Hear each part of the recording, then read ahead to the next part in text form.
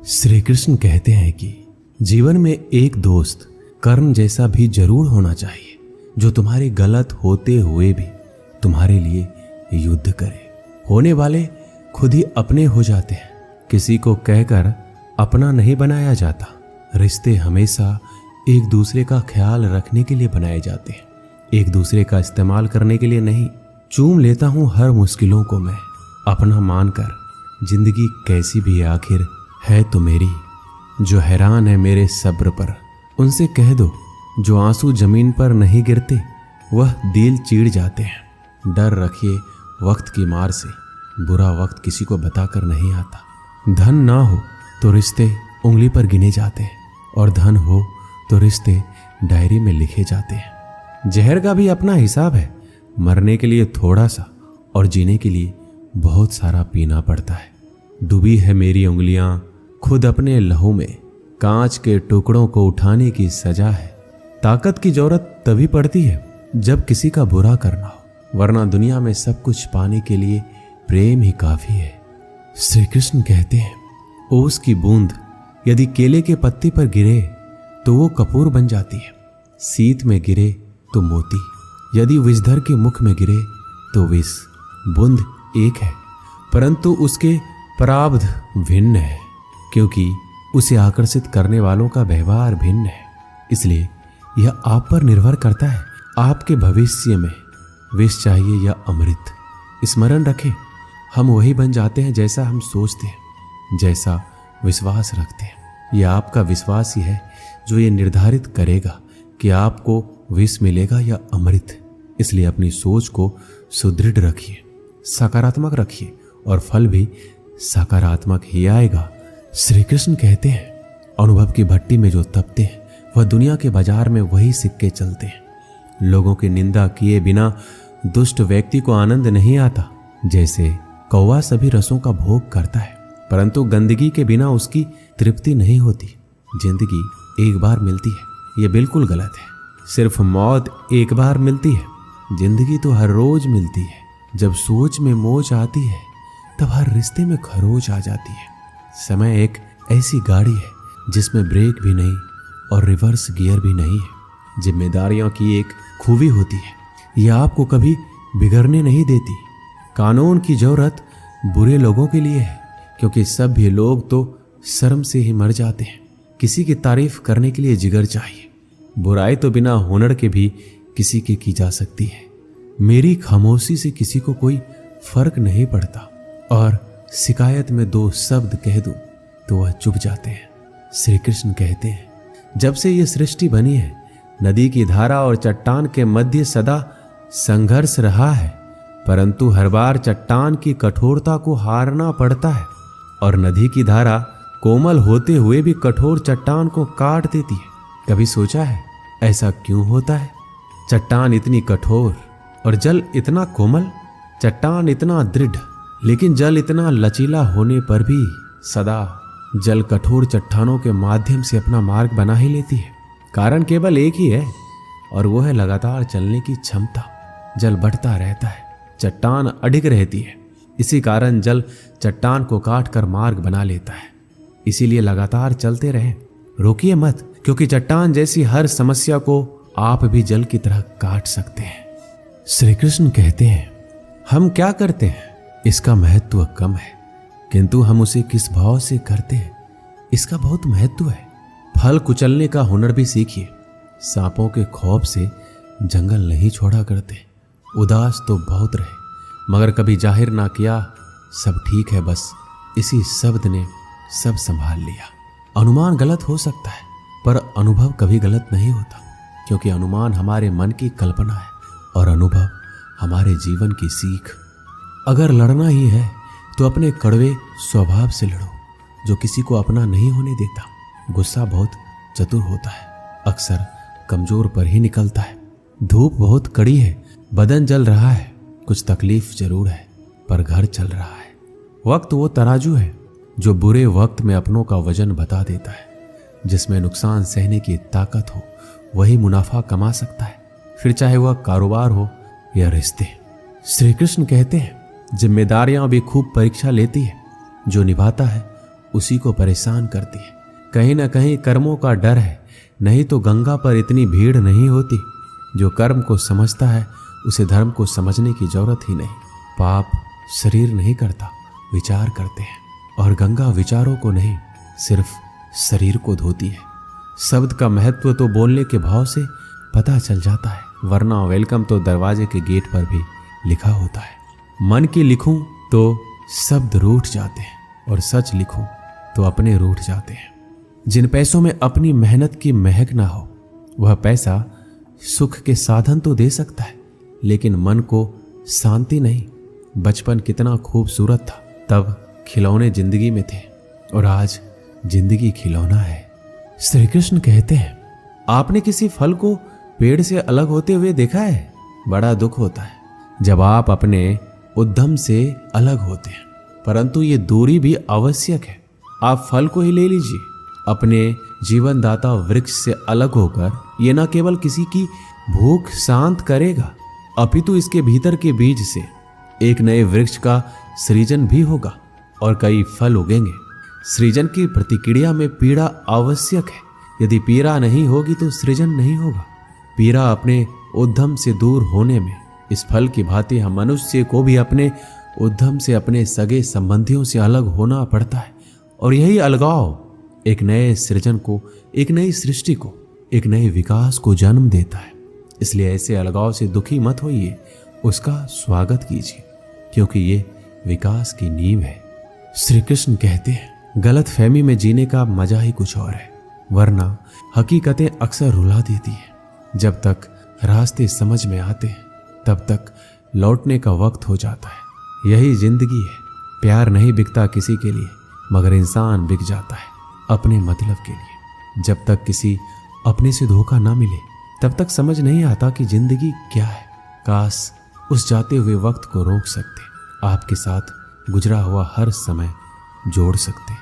मुझे नफरत पसंद है, लेकिन दिखावे का अपनापन नहीं। शीशा कमजोर बहुत होता है, मगर सच दिखाने से घबराता नहीं है। श्री कृष्ण कहते हैं, अपराध वो भावना है जिसके कारण संसार में सदा दुख ही व्याप्त रहता है। हम सब अपराधियों से घृणा करते हैं, उन्हें कोसते हैं, परंतु क्या कभी विचार आया है कि कोई भी जन्म से अपराधी नहीं होता? तो ऐसा क्या कारण है कि कोई इतना बुरा बन जाता है कि वो बुराई की सीमा ही पार कर जाए?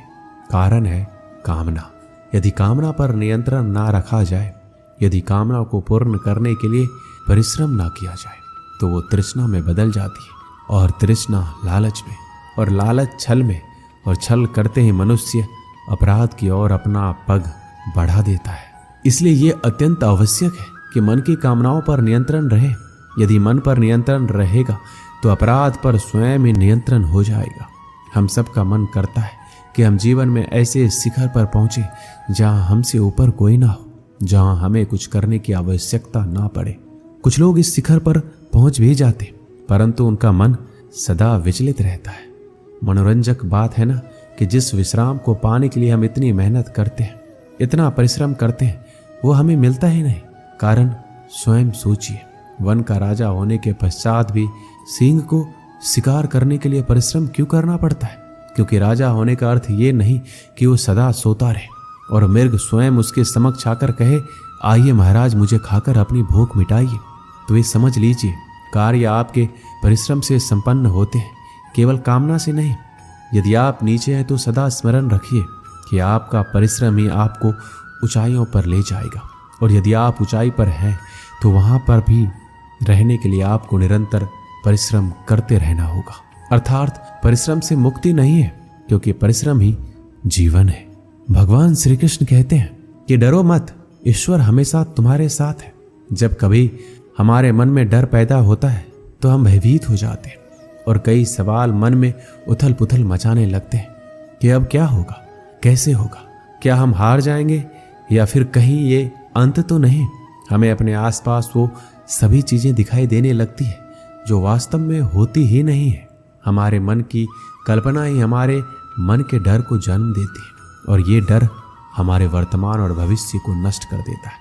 अक्सर हमने देखा होगा कि संसार में सभी लोगों को किसी न किसी वस्तु का या फिर किसी न किसी व्यक्ति का डर हमेशा ही सताता रहता है। और जो सबसे बड़ा डर मनुष्य के मन में घर कर लेता है वो होता है मृत्यु का डर, जो हर एक व्यक्ति को आजीवन परेशान किए रखता है। आपने देखा ही होगा कि माता पिता अपने मृत्यु से पहले अपने बच्चों के लिए वो सब कुछ करना चाहते हैं जिससे उनके बच्चों को अपने भविष्य में किसी तरह की परेशानी ना हो और जो उनके जीवन को सरल बना सके। लेकिन क्या ये सही मार्ग है? क्या इससे उनकी संतान अपने भविष्य के प्रति इस डर के भाव को खत्म कर सकती है? भगवान श्री कृष्ण सदैव कहते हैं कि हम अपने जीवन काल में बहुत से कर्म करते हैं, लेकिन जो कर्म हम पहले से करते आ रहे हैं अगर उससे कुछ अलग करना चाहते हैं तो हमें हमारी हार का या फिर हमें असफल होने का डर सताता है और हम बिना परिणाम जाने ही अपने मन में ये सोच लेते हैं कि कुछ ना कुछ जरूर बुरा हो जाएगा और यही भाव हमें डर की स्थिति में पहुंचा देता है। और श्री कृष्ण के अनुसार यही डर हमें अज्ञानता की ओर ले जाता है। वास्तव में अज्ञानता का पहला चरण है भय, भय जो श्रेष्ठ से श्रेष्ठ मनुष्य के विवेक को हर लेता है। जरा स्वयं ही अनुमान लगाइए कि कोई आपको तैराकी के लिए कह दे, लेकिन आज से पहले आपने कभी भी तैराकी नहीं की है, तो आप अपनी तैराकी सीखने से पहले ही अपने मन में यदि ये डर बैठा लेते हैं कि कहीं आप डूब ना जाए या फिर आपके साथ कोई अनहोनी ना हो जाए, तो आजीवन आप तैराकी सीख नहीं पाएंगे, अज्ञान रह जाएंगे। फिर चाहे आपके पास ब्रह्मांड का सबसे उत्तम गुरु ही क्यों ना हो। श्री कृष्ण कहते हैं इस डर को पीछे छोड़कर सफलता के मार्ग पर बढ़ना जरूरी है। यदि हम अपने डर से पीछा छुड़ाना चाहते हैं तो हमें अपनी आरामदायक स्थिति को त्यागना होगा। जब तक हमारा मन स्वयं को कष्ट देने से डरता है तब तक हमें कुछ भी नया करने से पहले या हार जाने का या फिर कोई अनहोनी हो जाने का भय सताता है। इसलिए यदि हम डर को जीतना चाहते हैं तो हमें डर का सामना खुद ही करना होगा और अपने हृदय को कठोर बनाना होगा। तब जाकर हम इस डर की परिस्थिति से बाहर आ जाएंगे। श्री कृष्ण कहते हैं अगर हमें अपने डर पर विजय प्राप्त करनी है तो हम परिणाम की चिंता नहीं करते हैं। कर्म करते जाओ, फल की चिंता मत करो। समय आने पर फल आपको अपने आप ही मिल जाएगा। और यदि हम फल की चिंता किए बिना स्वतंत्र रूप से कर्म करते हैं तो निश्चित ही परिणाम में स्वादिष्ट फल चखने के लिए मिलते हैं। इसी स्थिति को यदि आप कलयुग के अनुसार देखेंगे तो श्री कृष्ण स्वयं कहते हैं कि कोई भी परिस्थिति हो, कैसी भी हालात हो, वो सदैव जीव आत्मा के साथ रहते हैं और अपना कर्म करते जाओ और भयभीत होने की कोई भी आशंका मत छोड़ो, क्योंकि वो सदैव अपनी संतान के साथ में है। फिर आप कैसी भी मुश्किल परिस्थिति में हैं, चाहे कितनी भी दुर्गम हालात हो, चाहे ब्रह्मांड में हो, दुनिया में हो, कोई आपका साथ दे या ना दे, लेकिन ईश्वर सदैव आपके साथ रहेगा। एक गांव में एक किसान रहता था। उस गांव के बाहर एक छोटा सा खेत था। एक बार फसल बोने के कुछ दिनों बाद उसके खेत में चिड़िया ने घोंसला बना लिया। कुछ समय बीता तो चिड़िया ने वहां 2 अंडे भी दिए। उन 2 अंडों में से 2 छोटे छोटे बच्चे निकल आए। वो बड़े मजे से उस खेत में अपना जीवन गुजारने लगे। कुछ महीनों के बाद फसल कटाई का समय आ गया। गांव के सभी किसान अपने खेतों की फसल की कटाई में लग गए। अब चिड़िया और उसके बच्चों को वह खेत छोड़कर नए स्थान पर जाने का समय आ गया था। एक दिन खेत में चिड़िया के बच्चों ने किसान को ये कहते सुना कि कल मैं फसल कटाई के लिए अपने पड़ोसी से पूछूंगा और उसे खेत में भेजूंगा। यह सुनकर चिड़िया के बच्चे परेशान हो गए। उस समय चिड़िया कहीं गई हुई थी।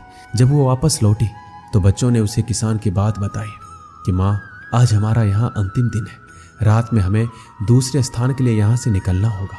चिड़िया ने उत्तर दिया, इतनी जल्दी नहीं बच्चों, मुझे नहीं लगता कि कल खेत में फसल की कटाई होगी।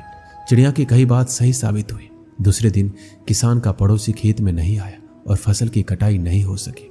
शाम को किसान खेत में आया और खेत को जैसे का तैसा देख बुदबुदाने लगा कि ये पड़ोसी तो नहीं आया।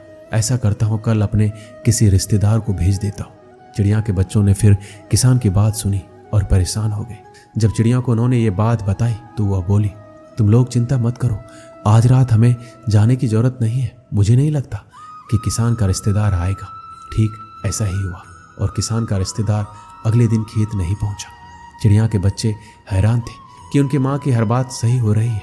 अगली शाम किसान जब खेत आया तो खेत की वही स्थिति देखकर बुदबुदाने लगा कि ये लोग तो कहने के बाद भी कटाई के लिए आते नहीं। कल मैं खुद आकर फसल की कटाई शुरू करूंगा। चिड़िया के बच्चों ने किसान की बात सुनी, फिर अपनी माँ को ये बात बताई। तब चिड़िया बोली कि बच्चों, अब समय आ गया है ये खेत छोड़ने का। हम आज रात ही ये खेत छोड़कर दूसरी जगह चले जाएंगे। दोनों बच्चे हैरान थे कि इस बार ऐसा क्या है जो माँ खेत छोड़ने को तैयार है। उन्होंने पूछा तो चिड़िया बोली, बच्चों, पिछली 2 बार किसान कटाई के लिए दूसरों पर निर्भर था, दूसरों को कहकर अपने काम से पल्ला झाड़ लिया था, लेकिन इस बार ऐसा नहीं है। इस बार उसने ये जिम्मेदारी अपने कंधों पर ली है, इसलिए वह अवश्य आएगा। उसी रात चिड़िया और उसके बच्चे उस खेत से उड़ गए और कहीं और चले गए।